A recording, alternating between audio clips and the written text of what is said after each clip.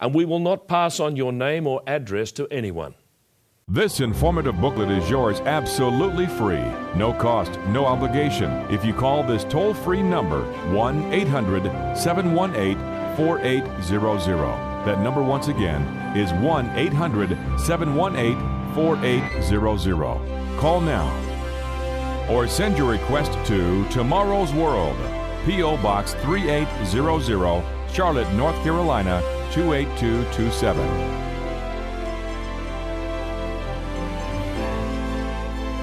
With this offer, you will also receive your free subscription to Tomorrow's World magazine, full of timely articles and unique insights on today's important issues.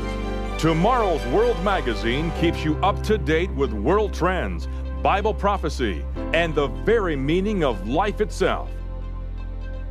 Tomorrow's World. Call now. Believe it or not, the Bible foretold Britain's greatness. How can you say this, you may well ask? I've never seen the name of Britain mentioned in the Bible, and you would be right. It's not there. But consider for a moment. The Bible mentions modern-day nations by their old and ancient names. For example, the Palestinians of today were known as Canaanites in ancient times. You'll remember that Goliath was a Philistine. You can see the connection between these two words, Palestine and Philistine. Sometimes the Greeks and Romans named nations differently to the names they call themselves, and so today, because we defer to Greek and Roman historians almost exclusively, we cannot know who many ancient people are today. Please take note of a statement made by the famous 19th century historian George Rawlinson. Writers of Roman history have been too much in the habit of representing Rome as a universal monarchy, a power unchecked, having no other limits than those of the civilized world. Throughout her history, Rome was circled by forces that were not always the barbaric, backward people we are led to believe. The Celts were a sophisticated people whose art was of the highest refinement, and the Gallic armies that Julius Caesar fought were well-trained and clever military tacticians.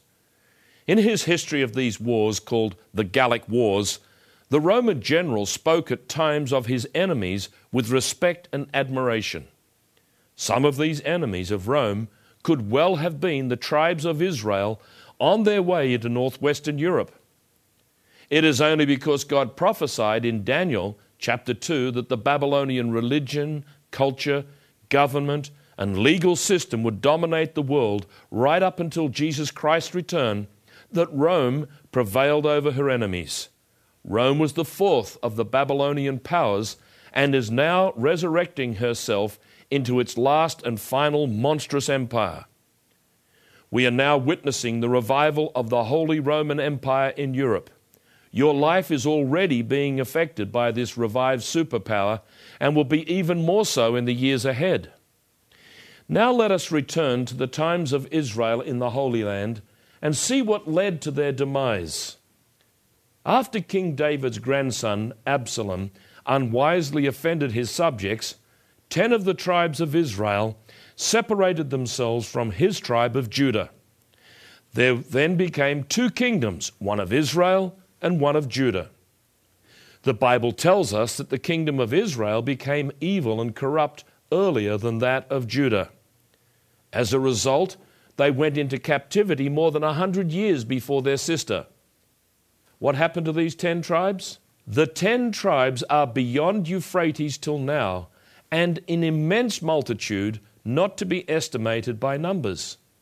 Here is a quote from a 14th century document called The Declaration of Arbroath.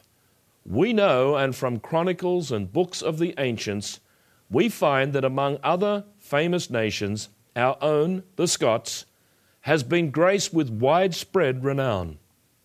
They journeyed from Greater Scythia by way of the Tyrrhenian Sea, that is the Mediterranean Sea, and the Pillars of Hercules, and dwelt for a long time in Spain among the most savage of tribes, but nowhere could they be subdued by any race, however barbarous. Thence they came 1,200 years after the people of Israel crossed the Red Sea. to their home in the West where they still live today." End quote. What about the English? Who were they before they arrived where they live today? After the Romans left Britain around 410 CE, a power vacuum existed and three related people moved across the Channel. Some believe they were invited by the native Britons to protect them from the Picts in the north. But whatever the reason, they soon made southern and eastern England their home. These three tribes were the Angles, the Saxons, and the Jutes. Who were they? Well, some believe the Jutes name is derived from a smaller part of Judah that travelled with the 10 tribes. The Saxons derived their name from the sons of the Sacae. And according to the Encyclopaedia Britannica, the 11th edition, the Greek historian Ptolemy found them in modern-day northern Germany about 150 CE. The English historian Sharon Turner also quotes from Ptolemy. Ptolemy mentions a Scythian people sprung from the Sacae by the name of Saxonus or Sacaisuna, or the sons of Sacae, abbreviated into Saxons. Even today, the Jewish pronunciation for Isaac is Yitzhak, with the emphasis on the last syllable. In Genesis 48, verse 5, the patriarch Israel blessed Joseph's sons, "And now your 2 sons, Ephraim and Manasseh, who were born to you in the land of Egypt before I came to you in Egypt, are mine. As Reuben and Simeon, they shall be mine." And who was Israel's father? That's right, Isaac. He was the son of Isaac. Is it not interesting that the head tribe of all the Israelites, the Ephraimites, should preserve the name son of Isaac or Saxon? Once again, let me offer you our free booklet, The United States and Great Britain in Prophecy. It is available to you free of charge. The key to understanding all Bible prophecy is to know where Israel is today. This booklet gives you that key. You can have a perspective on world news that others do not have. You can watch the news and understand why nations and leaders say and do what they do. Ask for or write for your copy now. This informative booklet is yours absolutely free. No cost, no obligation. If you call this toll-free number, 1-800-718-4800. That number once again is 1-800-718-4800. Call now. Or send your request to Tomorrow's World, P.O. Box 3800, Charlotte, North Carolina, 28227.